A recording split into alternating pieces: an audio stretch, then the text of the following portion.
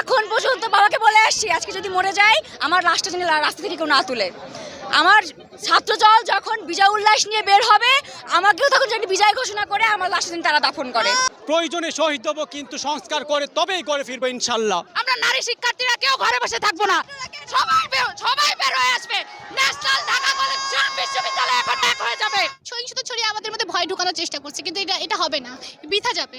আমরা ঢাবি স্টুডেন্ট কালকে যেভাবে মার খেয়েছি, আমাদের ভাইদের যেভাবে মেরেছে, আমি নিজেও ইনজুরিতে আছি। আমি তারপর আজকে আন্দোলনে আসছি। আমরা কিন্তু দমে যায় না, এটা জাস্ট বোঝানোর জন্য যে ইনজুরি থেকে এই জন্য উঠে আসছি যে ঢাবির এখন পর্যন্ত কোনো আন্দোলন কিন্তু বৃথা যায় নাই। সারা দেশে গতকাল সংঘর্ষে 6 জন নিহত হয়েছে। আর একে কেন্দ্র করে রাজপথে সমাধান খুঁজতে চান তারেক রহমান।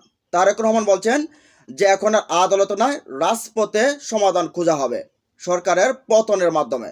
তো এর সাথে সাথে আরও কয়েকটা ভিডিও রয়েছে সরকারের ব্যাপারে, তারা কি বলছে চলুন আমরা একটু দেখে আসি। বাবাকে বলে আসছি আজকে যদি মরে যাই আমার লাশটা যেন রাস্তা থেকে কেউ না তুলে। প্রয়োজনে শহীদ হবো, কিন্তু সংস্কার করে তবেই করে ফিরবো ইনশাল্লাহ। আমরা নারী শিক্ষার্থীরা কেউ ঘরে বসে থাকবো না, সবাই বের হয়ে আসবে। ন্যাশনাল ঢাকা কলেজ বিশ্ববিদ্যালয় এখন এক হয়ে যাবে। সহিংসতা ছড়িয়ে আমাদের মধ্যে ভয় ঢোকানোর চেষ্টা করছে, কিন্তু এটা হবে না, বৃথা যাবে। আমরা ঢাবি স্টুডেন্ট কালকে যেভাবে মার খেয়েছি, আমাদের ভাইদের যেভাবে মেরেছে, আমি নিজেও ইনজুরিতে আছি। আমি তারপর আজকে আন্দোলনে আসছি। আমরা কিন্তু দমে যায় না, এটা জাস্ট বোঝানোর জন্য যে ইনজুরি থেকে এই জন্য উঠে আসছি যে ঢাবির এখন পর্যন্ত কোনো আন্দোলন কিন্তু বৃথা যায় নাই। এখন পর্যন্ত বাবাকে বলে আসছি আজকে যদি মরে যাই আমার লাশটা যেন রাস্তা থেকে কেউ না তুলে। আমার ছাত্রদল যখন বিজয় উল্লাস নিয়ে বের হবে আমাকেও তখন যেন বিজয় ঘোষণা করে আমার লাশটা যেন তারা দাফন করে।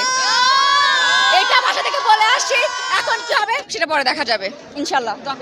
নারী শিক্ষার্থীদের গায়ে হামলা করে ছাত্রলীগ সবচেয়ে নিম্নমানের কাজ করছে, কোনোদিন এমন তো করে নাই। পাকিস্তানি আমলে আমলাতন্ত্র নারী শিক্ষার্থীদের উপর এরকম হামলা করে না। আমরা শুরু থেকেই বলে আসছি এটা একটা অরাজনৈতিক আন্দোলন এবং এই আন্দোলন যৌক্তিক শিক্ষার্থীদের আন্দোলন। এই আন্দোলনে দেশে আপামর জনসাধারণের একটা ভূমিকা আছে এবং সমর্থন আছে, যেটা আমরা সবসময় পেয়েছি। আমরা যদিও বলেছি এটা একটা অরাজনৈতিক আন্দোলন, কিন্তু আপনারা কালকে দেখেছেন আমাদের কোনোই ইচ্ছা ছিল না মারামারি করার। একটা নির্দিষ্ট গোষ্ঠী, একটা নির্দিষ্ট দল, আমাদের নাম বলতে অসুবিধা নেই, সেটা ছাত্রলীগ, তারা এই আন্দোলনকে পরিকল্পিতভাবে রাজনৈতিক বানিয়েছে। এবং আপনারা যদি দেখেন গত পরশু মাননীয় প্রধানমন্ত্রী বলেছেন যে তিনি ঢাকা বিশ্ববিদ্যালয়ে এই লাঠি কিংবা ইটপাটকেলের বৃষ্টি, বন্দুকের ঝনঝনানি বাদ দিয়ে কলম তুলে দিয়েছেন, খাতা তুলে দিয়েছেন। একদিন পরে কিন্তু ছাত্রলীগ তাদের হাতের খাতা কলমগুলো দেখিয়ে দিয়েছে।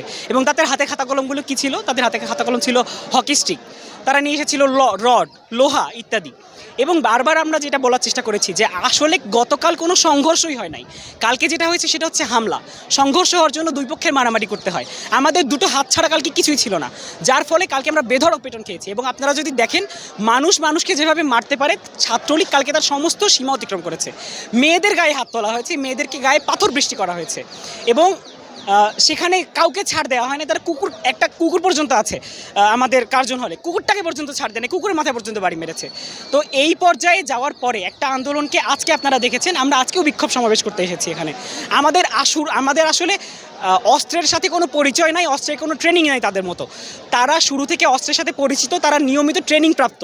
এবং আজকে তারা কি করেছে? আজকে আমরা আসার সময় দেখলাম তারা বিভিন্ন স্থান থেকে টোকাই ভাড়া করেছে। টোকাই ভাড়া করে তারা আজকে সাধারণ শিক্ষার্থীদের উপর আন্দোলনের উপর হামলা করতে এসেছে। আজকের আন্দোলনটা একদিন না একদিন শেষ হয়ে যাবে, কিন্তু ছাত্রলীগ তো থাকবে। এর পরবর্তীতে কোনো আন্দোলনে, কোনো পরিপ্রেক্ষিতে যদি তারা বলে তারা সাধারণ ছাত্রদের জন্য কাজ করে, তাদের ইতিহাস ছাত্রদের ইতিহাস, তাহলে তাদের দ্বিতীয়বার করে ভাবা উচিত যে তারা ছাত্রদের উপরেই বারবার হামলা করে এসেছে। আমি 18তে আহত হয়েছিলাম, কিন্তু 24-এ আন্দোলনটা করতে হবে এবং আমার 5টা বাইকে শহীদ হইতে হবে, তারপর আমি ঘরে ফিরে যাব। এটা হতে পারে না। আমরা সুনিশ্চিতভাবে ওনাকে বলে দিচ্ছি, সুনির্দিষ্টভাবে বলে দিচ্ছি আমাদের দাবিটা যৌক্তিক। আমরা সংস্কার চাই, আমরা বাতিলের কথা কখনো বলেছিলাম না। উনি বিরক্ত হয়ে গেলেন, বাতিল করে দিলেন, আবার কুটকে দিয়ে আবার নিয়ে আসলেন। আমার 5টা ভাইয়ের রক্ত আজকে আমার বাংলার মাটি রঞ্জিত করছে, সেই রক্ত বৃথা যেতে দেব না। আমরা অবশ্যই প্রয়োজনে শহীদ হবো, কিন্তু সংস্কার করে তবেই করে ফিরবো ইনশাল্লাহ। এই যে ছাত্রীদের গায়ে হাত তোলা হয়েছে, এটা কিন্তু সরকার অবশ্যই সরকারের কানে গেছে, কিন্তু সরকার কেন স্টেপ নিচ্ছে না? তারা কেন পদক্ষেপ নিচ্ছে? সরকার কিন্তু একটা নারীর গায়ে হাত তোলা হচ্ছে, হাত দিয়েছে, কিন্তু তারা কোনো পদক্ষেপ নিচ্ছে না। কেন নিচ্ছে না? সরকার কেন চুপ করে আছে?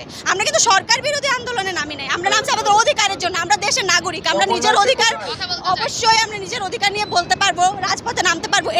কোটা সংস্কারের দাবিতে সারা দেশে আন্দোলনরত প্রিয় ভাই ও বোনেরা, খুনি হাসিনার রক্তচক্ষুকে উপেক্ষা করে আপনারা নিজেদের ন্যায্য, যৌক্তিক এবং সাংবিধানিক অধিকার আদায়ের লড়াই অব্যাহত রেখেছেন। তার জন্য আপনাদেরকে জানাই বিরচিত অভিনন্দন।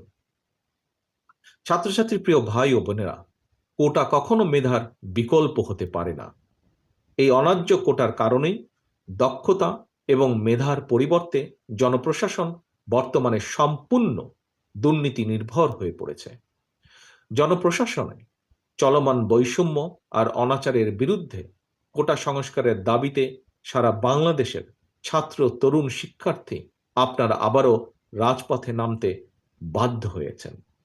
অথচ ন্যায্য দাবি না মেনে নিয়ে খুনি হাসিনা নিরস্ত্র ছাত্রছাত্রীদের উপরে পুলিশ, ছাত্রলীগ, যুবলীগ, সন্ত্রাসীদেরকে লেলিয়ে দিয়েছে। নিরস্ত্র শিক্ষার্থীদের উপরে আওয়ামী হানাদার বাহিনীর সশস্ত্র হামলায় সারা দেশে এখন পর্যন্ত কমপক্ষে 7 জন শিক্ষার্থী শহীদ হয়েছেন। কয়েকজনের অবস্থা অত্যন্ত আশঙ্কাজনক। সারা দেশে শত শত শিক্ষার্থীদেরকে নির্মম, নির্দয়ভাবে আহত করা হয়েছে। ছাত্রছাত্রী হত্যার এই বর্বরচিত হত্যাকাণ্ডের জন্য ক্ষমা না চেয়ে বরং উল্টো বিএনপির কেন্দ্রীয় অফিসে পুলিশি তল্লাশির নামে খুনি শেখ হাসিনা শিক্ষার্থীদের ন্যায্য এই দাবিকে রাজনৈতিক রং দিতে চায়। তবে হাসিনার ষড়যন্ত্রে আন্দোলনরত শিক্ষার্থী কিংবা দেশবাসী সজাগ এবং সচেতন। প্রিয় দেশবাসী, আওয়ামী লীগের হানাদার বাহিনীর হামলায় যারা হতাহত হয়েছেন তারা তো আপনার, আমাদেরই প্রিয় ভাই, বোন, সন্তান কিংবা স্বজন। তারা নিজেদের সাংবিধানিক অধিকার নিশ্চিত করার দাবি নিয়ে রাজপথে নেমেছিলেন। সাম্য, মানবিক মর্যাদা নিয়ে একটি স্বাধীন রাষ্ট্রে স্বাধীনভাবে সম্মানের সঙ্গে বাঁচতে চেয়েছিলেন। স্ব-অধিকার আর সম্মান নিয়ে বাঁচতে চাওয়াই কি ছিল তাদের অপরাধ? কেন আন্দোলনরত ছাত্রছাত্রীদের উপরে এমন বর্বরচিত হামলা চালানো হলো? আন্দোলনরত ছাত্রছাত্রীদের উপরে কেন গুলি চালানো হলো? হাসিনা জঙ্গি বাহিনীর আক্রমণে শহীদ প্রতিটি ছাত্রছাত্রী ছিলেন তাদের নিজ নিজ পরিবারের এক একটি স্বপ্ন। রাষ্ট্রের সামনে ছিলেন এক একটি সাফল্যের সম্ভাবনা। সুতরাং একজন ছাত্রছাত্রীকে হত্যা করে দিয়ে শুধু একজন ব্যক্তিকেই হত্যা করা হয়নি, বরং এক একটি পরিবারের স্বপ্ন আকাঙ্ক্ষাকে ভেঙে দেওয়া হয়েছে, এক একটি পরিবারকে পথে বসিয়ে দেওয়া হয়েছে। বিনা ভোটে অবৈধভাবে রাষ্ট্র ক্ষমতা কুক্ষিগত করে রাখতে রক্ত পিপাসু হাসিনা এভাবে আর কত মানুষের জীবন কেড়ে নেবে, আর কত পরিবারের স্বপ্ন কেড়ে নিলে খুনি হাসিনার রক্তের নেশা মিটবে। সারা দেশের প্রিয় তরুণ, শিক্ষার্থী, ছাত্রছাত্রী ভাই ও বোনেরা, আমি এই হত্যাকাণ্ডের তীব্র নিন্দা জানাই। হতাহত পরিবার এবং স্বজনদের, শোকসন্তপ্ত পরিবারের প্রতি জানাই গভীর শোক এবং সমবেদনা। আল্লাহর দরবারে শহীদদের মাগফিরাত কামনায় বিএনপি সহ বাংলাদেশের প্রতিটি গণতান্ত্রিক রাজনৈতিক দলের পক্ষ থেকে বুধবার বা জোহর সারা দেশে গায়েবানা জানাজা অনুষ্ঠিত হচ্ছে। প্রিয় দেশবাসী, একজন শহীদের সন্তান হিসেবে, স্বাধীনতার ঘোষকের সন্তান হিসেবে, একজন বীর মুক্তিযোদ্ধার সন্তান হিসেবে আমি বিশ্বাস করি, আমার দল বিএনপি বিশ্বাস করে, চাকরি ক্ষেত্রে 56% কোটার বিদ্যমান ব্যবস্থা অবশ্যই আমাদের মুক্তিযুদ্ধের মূল মন্ত্র, সামাজিক সুবিচার, মানবিক মর্যাদা এবং সাম্য, এটার বিরোধী। কোন সভ্য রাষ্ট্র ও সমাজের শাসন প্রশাসন দা চাপাতি, কুড়াল কিংবা হেলমেট বাহিনী দিয়ে চলতে পারে না।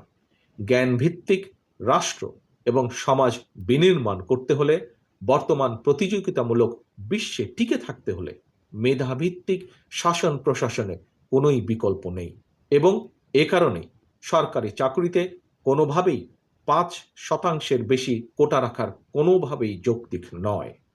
শিক্ষার্থীদের উদ্দেশ্যে, সারা বাংলাদেশের শিক্ষার্থীদের উদ্দেশ্যে আমি বলতে চাই, জনগণের রায় বিএনপি আবারও সরকার গঠনের সুযোগ পেলে সংবিধানের 29 বিধির আলোকে অবশ্যই কোটা সংস্কারের যৌক্তিক এবং ন্যায্য দাবির বাস্তবায়ন করা হবে ইনশাল্লাহ।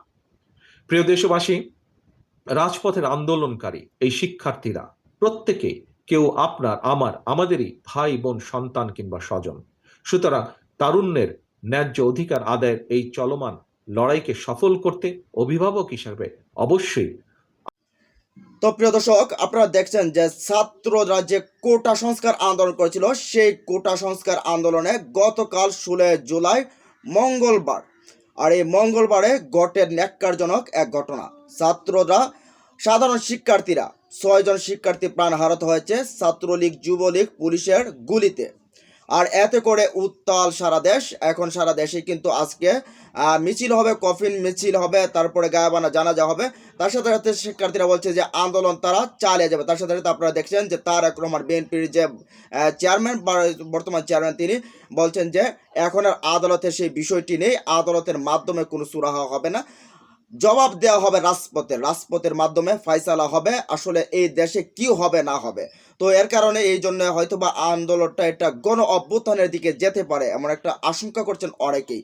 তো এ বিষয়ে আপনারা দেখছেন যে ভিডিওতে তারা কি বলতে চেয়েছে, এ বিষয়ে আপনাদের মতামত জানিয়ে দিন কমেন্ট বক্সে। ভালো থাকুন, সুস্থ থাকুন, আল্লাহ হাফেজ।